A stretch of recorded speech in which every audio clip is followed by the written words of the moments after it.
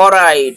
Thank you very much, fellow Africans. I must say that I'm very happy and glad to yet to once again another week here meeting to proceed with our usual discussions about the Change for African campaign. And so today, being on Monday, meaning we are beginning a week, so we also have a topic to help us exemplify our five pillars of the Change for African campaign.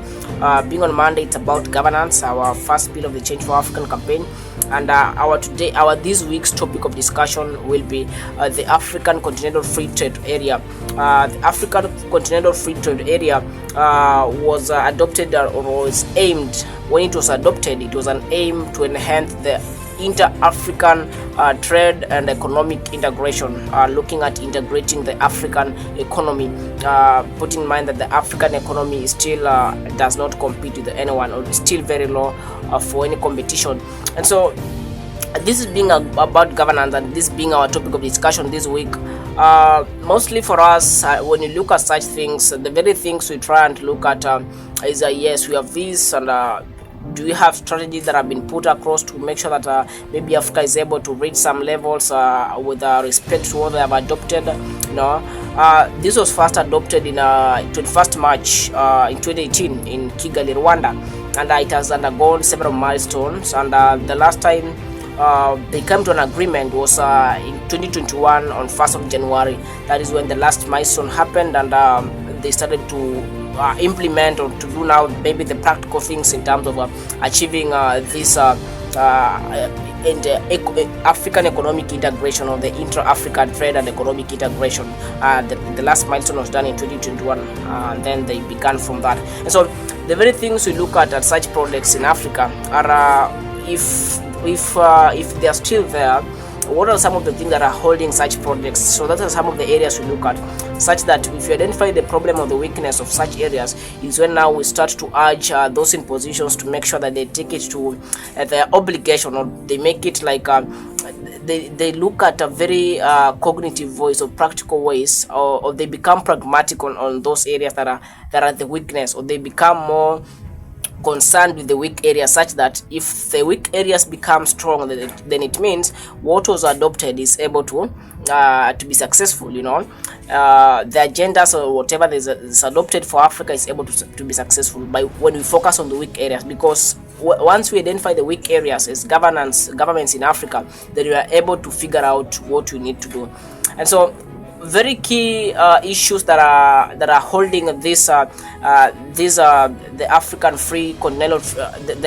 Continental Free Trade Area. Some of the very key things that are holding it back, we have the infrastructural development and the political instability. These are also things that are holding this initiative back, because because what the African governments need to do to support this is to they need to make sure that they invest in the critical sectors of transport, of whereby we have the road transport, air transport. You need airports, standard airports, of course. We need ports, of course, and we also need the digital communication or digital connectivity. It's also one of the things that the African governments need to adopt into their systems and make sure that they have very stable infrastructure that is able to support movement of whatever thing that is involved in this trade, whatever in terms of economic integration of Africa. We have good roads, we have good ports, easy of transport. Once we have that easy in moving,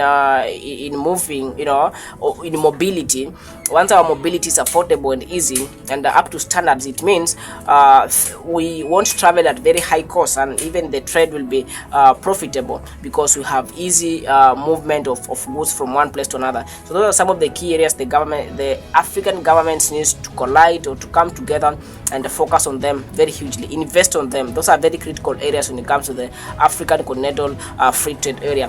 And then number two is about the political instability. It's a very huge issue in Africa, whereby some countries actually do not agree politically, and this undermines countries to develop or to have their implementation successful, because see, this is an African thing, and you cannot trade by yourself. Maybe as a country, you need to have the partners of the international trade, whereby you need countries in your continent to partner with you to have that expeditious a trade as a country or as a continent in particular. And so the political instability is also another thing that is holding Africa in terms of the African Continental Free Trade Area. So we need to have that decorum in the African politics in terms of heads of state and the heads of governance in Africa. The governance systems in Africa are able to agree on such issues. They need to put aside the maybe personal, whatever it is, and then focus on making sure that they work on such areas to be able to improve the African lifestyle, because these are areas, if they are well managed and they become successful, it means that the over 1.2 to 1.4 billion African population will have something to look up to, will be happy because they will have some interesting lifestyles to live. So these are some of the very basic things that if the African Continental Free Trade Area is to be a success for Africa, then we need to make sure that we invest in such areas. We have so many areas that they need to actually look at, areas to do with that transport, those are we have so many things that are undermined. Maybe people moving from one place to another, maybe they are prohibited, maybe because of some laws in some countries. So people need to agree and have one language. You also have the issues of currency. Actually, the African, we have over 50 currencies in Africa. So these are some of the things that affect even trade, because you have to keep on changing the currency once you are in one border and the other. So these are some of the things they need to look up. But the very cognitive on the main issues we're looking at up to is the infrastructural development and the political instability or stability in these countries that I need to mend those areas to have it a success of the African Continental Free Trade Area. Thank you very much, fellow Africans. I want to go past that. Let's meet tomorrow as we discuss our second pillar of the Change for African campaign, which is about the potential that we have as Africa. We'll try and see how we can incorporate it in the African Continental Free Trade Area to see how the African potential comes out in the African Continental Free Trade Area. Thank you. God bless you. Have an interesting afternoon, probably.